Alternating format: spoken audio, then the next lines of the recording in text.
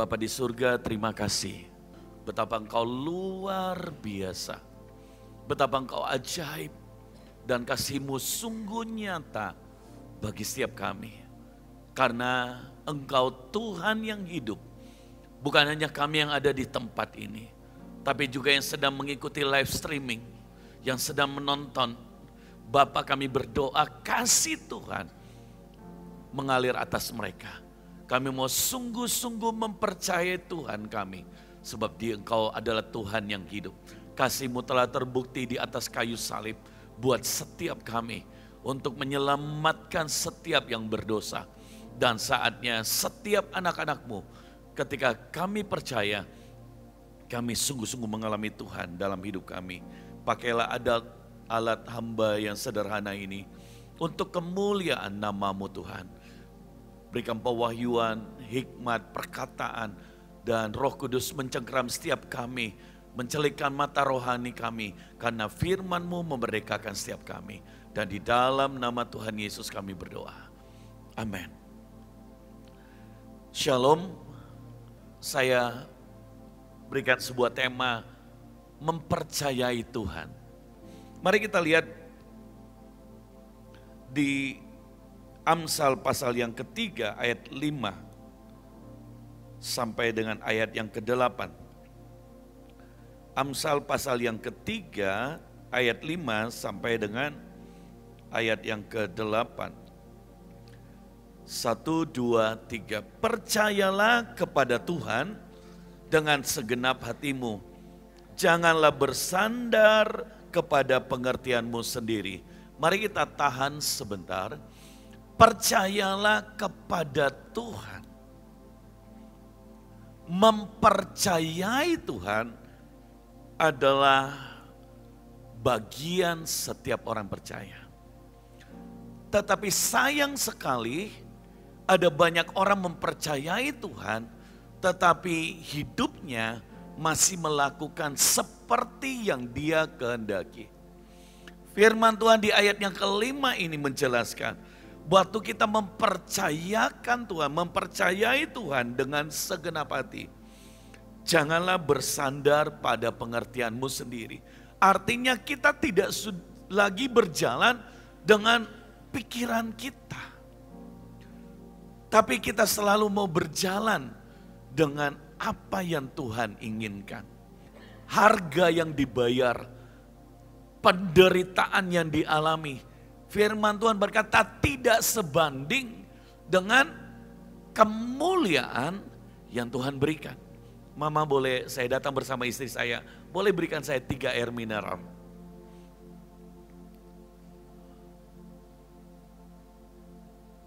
Saya ingin jual air hari ini. Ada yang mau beli 100.000 satu? Saya tambah 2 dah. Ada yang mau beli 100.000? 2 air. Saya tambah 1 lagi Pak, 3. 100.000. Kok nggak ada yang mau? Ada yang bisa tolong saya beli 100.000? Gak ada yang mau sebegini banyak orang. Mengapa? Karena merasa air mahal.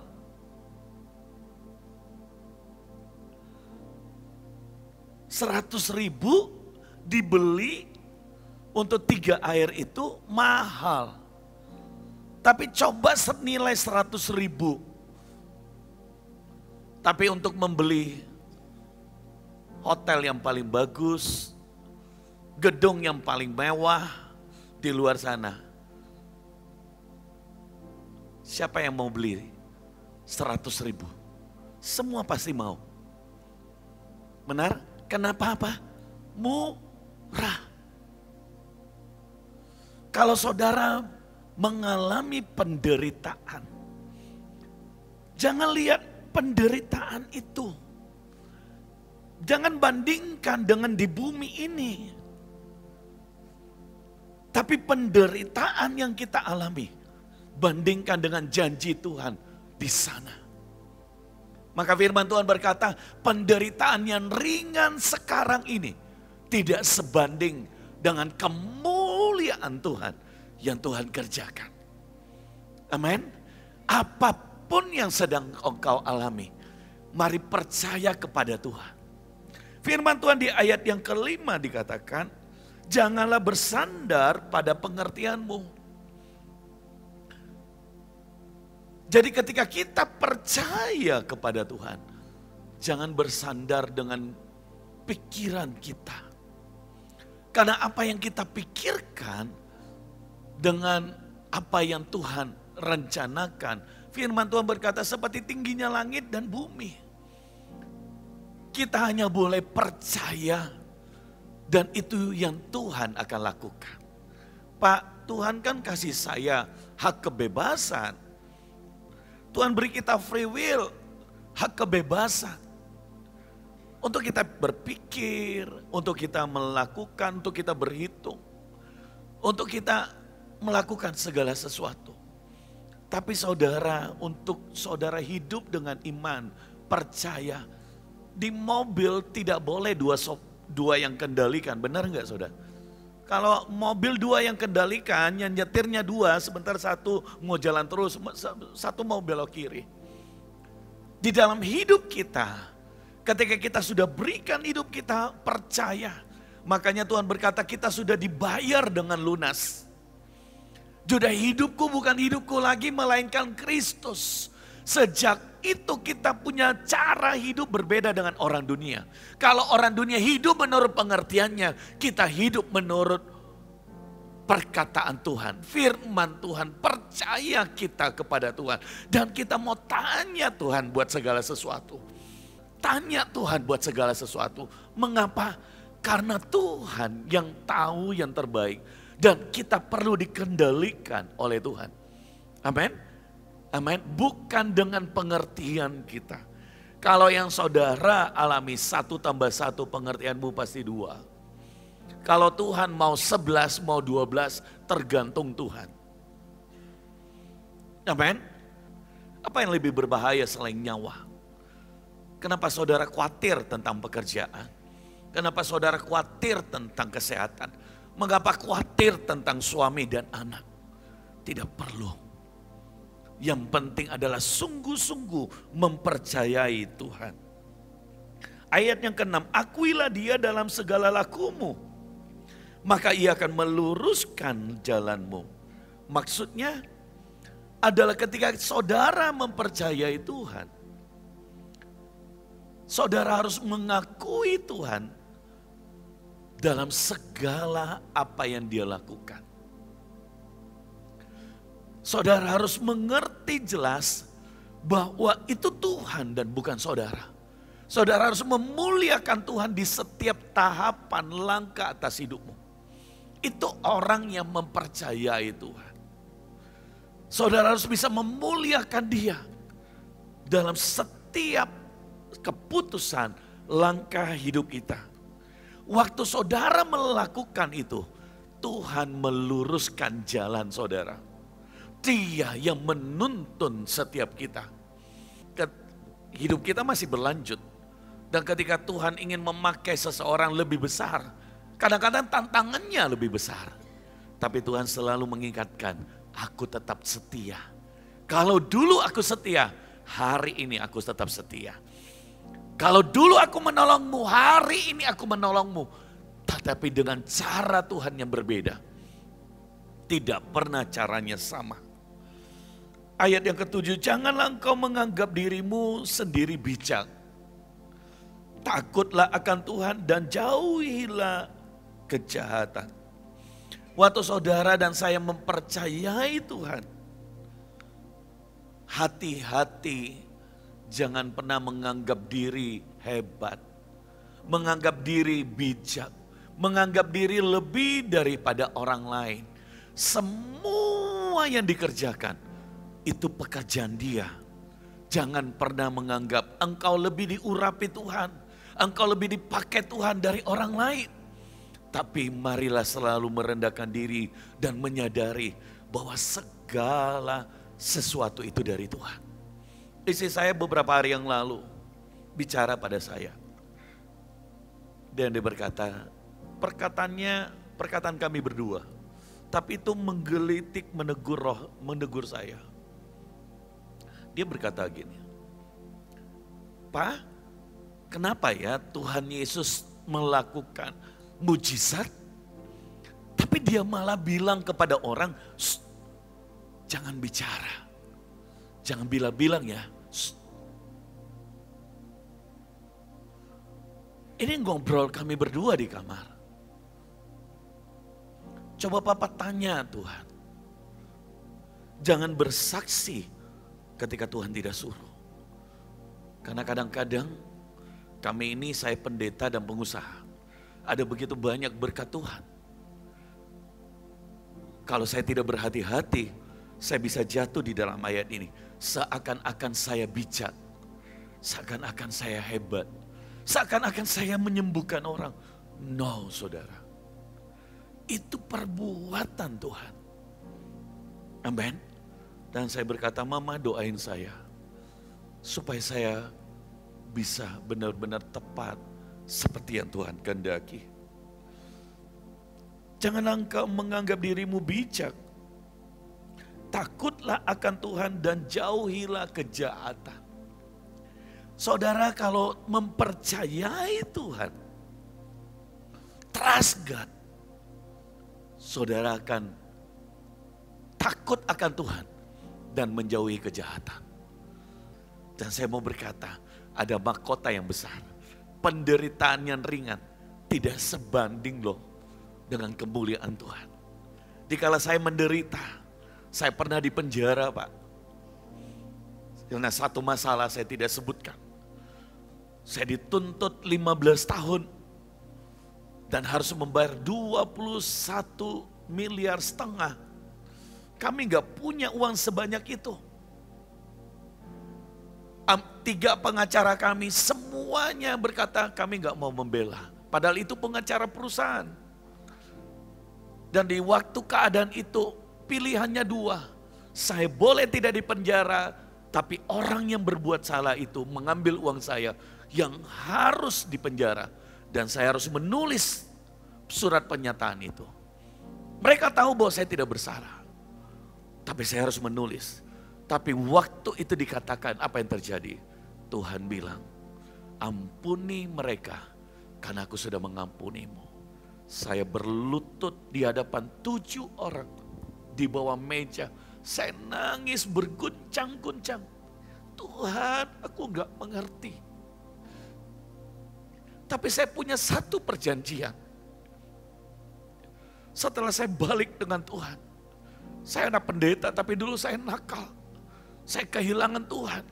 Karena saya bisnis. Jatuh cinta dengan bisnis. Dengan banyak hal. Tapi waktu saya kembali dengan Tuhan. Saya punya satu perjanjian dengan Tuhan. Tuhan, buat aku melakukan apapun juga yang kau mau aku lakukan. Bahkan apapun yang kau minta, buat aku bisa mau memberikannya. Bahkan tempatku berdiri sekalipun, aku mau berikan.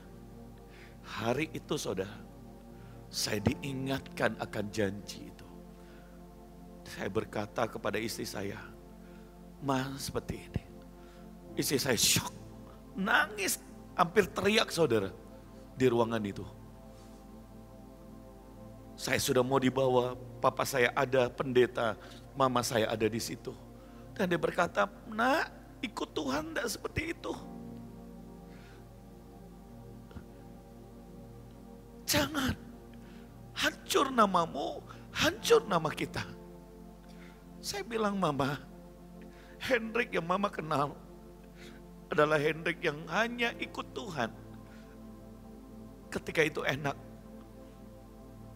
Hanya mau melakukan ketika itu nyaman, menguntungkan. Kalau itu sulit, saya gak mau. Itu Hendrik yang dulu. Saya gak mau lagi kembali. Karena buat saya hari ini, yang paling penting adalah hadirat Tuhan. Yang paling penting itu adalah hadiratnya. Dan hanya belajar mentaati dia langkah demi langkah. Saya anak pendeta. Saya kehilangan hadirat Tuhan 13 tahun. Saya ada di gereja. Tapi saya kehilangan itu. Dan buat orang-orang yang saudara sudah mencicipi hadirat Tuhan, jangan pernah tukar dengan apapun. Karena saudara akan merasakan kekosongan. Itu saya alami. Hari itu singkat cerita, saya memilih. Saya diiring masuk sama istri. Saya lihat penjara dan saya berkata kepada orang yang bawa, Pak bisa tolong tunggu 5 menit. Saya ngomong dengan penjara itu, Tuhan aku nggak tahu apa maksudmu. Karena saya baru pulang saudara dari penginjilan 14 hari. Tidak ada handphone di pedalaman. Dan besoknya saya dipanggil dan kemudian saya ngalami ditahan. Tapi aku mau berdoa. Temani aku di dalam Tuhan. Karena yang kuperlukan adalah Engkau. Hadirat-Mu. Saya gak mungkin bisa kuat di dalam tanpa hadirat-Mu. Saudara saya masuk ke sana. Saya pikir saya dapat kamar yang paling bagus. Hampir dipukul, tapi semua bisa. Ternyata kamar saya paling jelek setelah 3 hari kemudian. Ini Hendrik yang sombong. Selalu merasa lebih hebat. Ternyata kamar saya paling jelek di antara semua kamar. Ruangannya 4x5, toiletnya ada di dalam. Dan kemudian singkat cerita kami tidur kayak sate. Saya nggak pernah bisa buang air di sana karena sangat kotor dari lantai sampai atas. Jadi saya selalu puasa dan memang saya sedang puasa 3 tahun saat itu. Makan sehari sekali yaitu jam 6 sore. Jadi lagi jatuh cinta dengan Tuhan, lagi sungguh-sungguh. Tapi kok ngalami begitu? Gak mengerti. Jadi mempercayai Tuhan bukan berarti kehidupan saudara itu semua seperti yang saudara mau.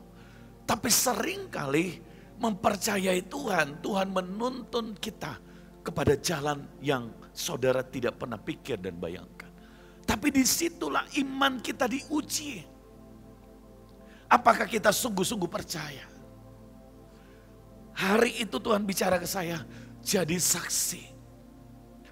Selamatkan orang. Jadi saksi di mana?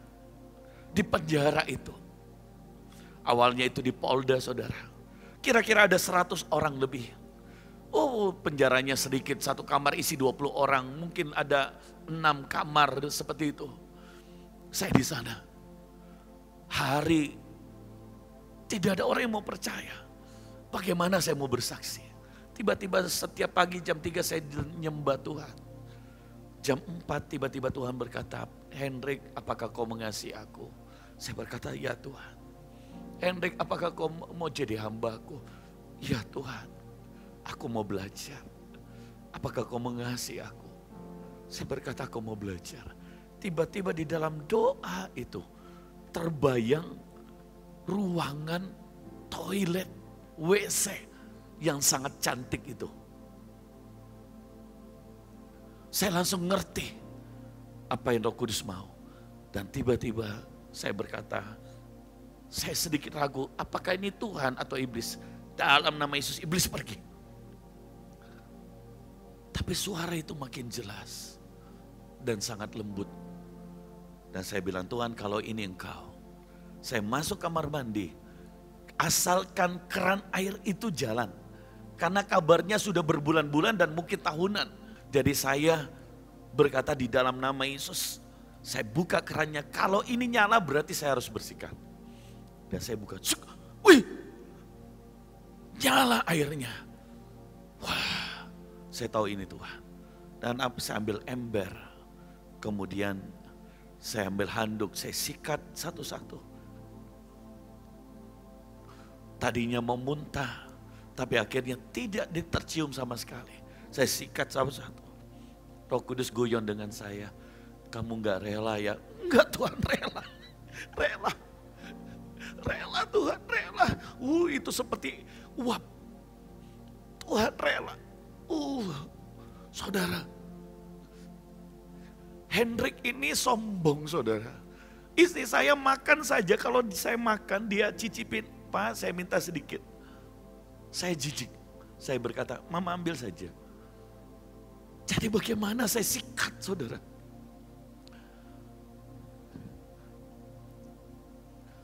Sampai saya tidak tahu berapa jam. Saya mandi berkali-kali baunya masih masuk. Tapi saya tanya Tuhan, Tuhan apa maksudmu? Tuhan berkata, aku mengutusmu nanti keluar. Untuk membersihkan banyak orang. Tapi kadang-kadang bau mereka yang nempel. Tapi kau harus tahu, kau sudah melakukan tugas. Hari ini ketika pelayanan kadang-kadang yang kita harapkan tidak seperti. Bukan ucapan terima kasih, kadang-kadang ada gosip, ada salah mengerti dan itu. Saya sudah tahu, bagianku hanya melayani. Bagianku hanya menyikat. Dan biarkan mereka datang kepada Tuhan. Saudara, setelah itu, satu demi satu jiwa-jiwa terima Yesus. Wah, itu begitu ajaib. Orang-orang disembuhkan Tuhan. Saya sikat WC, tapi Injil yang diberitakan itu begitu luar biasa. Hati orang terbuka. Satu kali kami mau berapa banyak yang mau dibaptis besok hari, tidak ada air. Dan kita berdoa bersama-sama, Tuhan kalau Engkau Tuhan yang hidup. Seperti Elia minta turun hujan. Bapa hari ini aku minta turun hujan. Sebab besok hari akan banyak anak-anakmu dibaptis. Dan tiba-tiba malam hari hujan deras, ada tong yang ditampung dua, itu diisi saudara. Besok hari dari berapa orang yang mau dibaptis, tambah lagi yang dibaptis. Karena mereka melihat kuasa Tuhan. Saudara, itu membentuk saya. Membentuk kesombongan saya dikikis, dibuang, dimatikan di dalam penjara. Saya tanya Tuhan, kenapa mesti saya lewat penjara? Karena aku akan memakaimu. Dan seorang jenderal tidak pernah lahir di tempat yang mudah. Di tempat di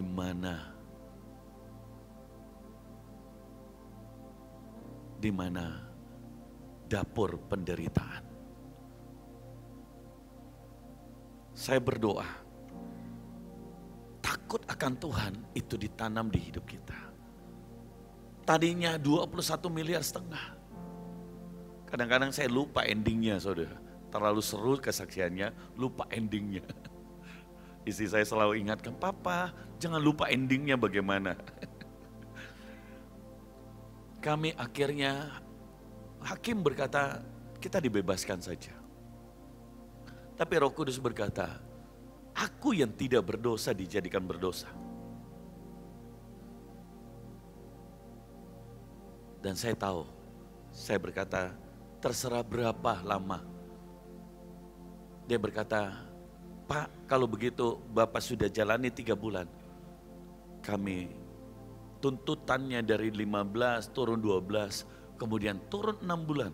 Dan akhirnya divonis 3 bulan. Saya persingkat saja ceritanya. Karena dari sana kemudian masuk ke penjara, itu lebih banyak lagi orang diselamatkan. Ada orang yang sakit tumor besar begini, pecah tumornya di penjara. Jadi saya mau bilang begini, di dalam saudara menunggu dalam proses Tuhan, mari ada sebuah berkat yang besar. Apa itu? Kekuatan dari Tuhan.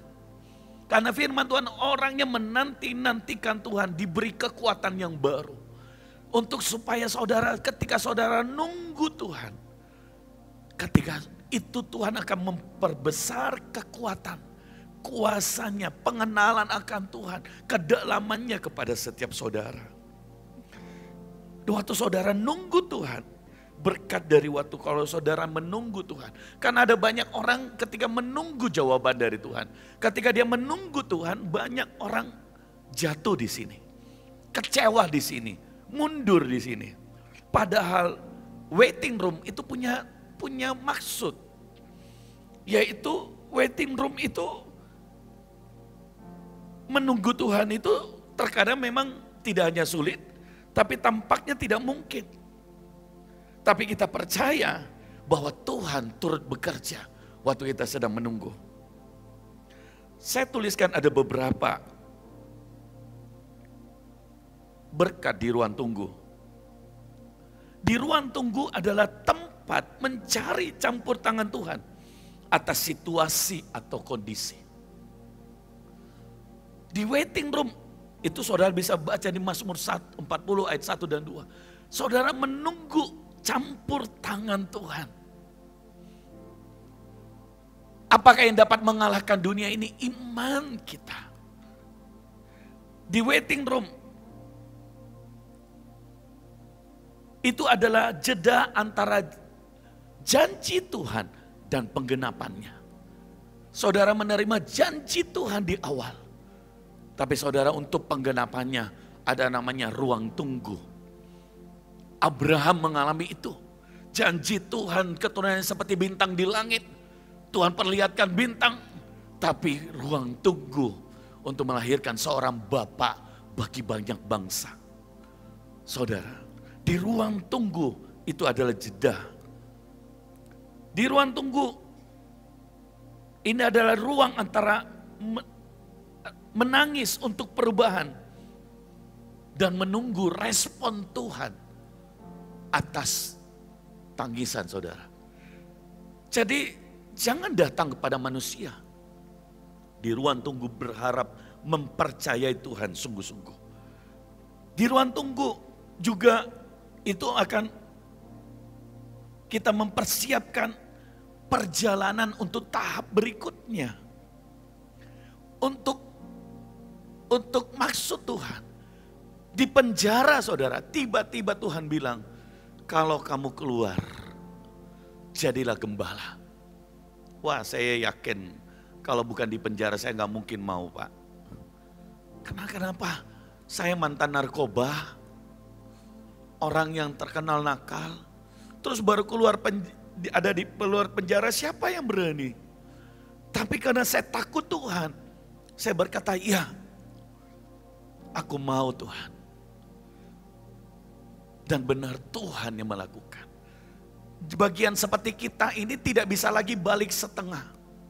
Kita nggak bisa balik pelan-pelan bertobatnya. Orang nggak percaya. Kalau saudara mau balik, harus balik total. Baru orang bisa mulai pelan-pelan mempercayai apa yang saudara. Di ruang tunggu ada visi yang besar ke depan. Ada rencana Tuhan ke depan. Berkat lagi yaitu dia mempersiapkan kita untuk perjalanan berikutnya.